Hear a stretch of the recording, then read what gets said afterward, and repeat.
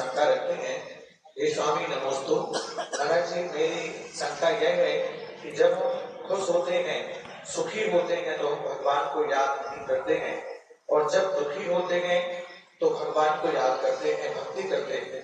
ये स्वामी ऐसा क्यों होता है?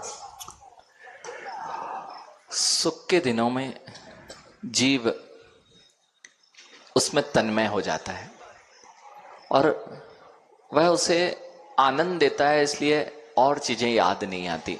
लेकिन दुख के दिनों को वह दूर करना चाहता है, और दूर करना चाहता है तो कैसे दूर हो सकता है? तब उसे याद आता है कि भगवान है, शायद वे मेरा कल्याण कर सकते हैं, शायद मेरे दुख को कम कर सकते हैं। लेकिन जब वह सुख के दिनों में होता है तो वह देखता ही नहीं है कि भगवान है, वह तो उसमें तन्मय होता है और उसका आनंद लेता है। इसलिए सुख के दिनों में हमें कभी भगवान याद नहीं आते, और दुख के दिनों में हम दुख को दूर करना चाहते हैं, उसका उपाय खोजना चाहते हैं। यदि सुख के दिनों में उपाय खोज लिया जाए तो दुख के दिन आए ही नहीं। इसलिए दुख के दिनों में भगवान ना खोजें, सुख के दिनों में भगवान की याद आ जाए तो फिर दुख के दिन आपके जीवन में से गायब हो जाए, इसमें कोई आश्चर्य की बात नहीं है।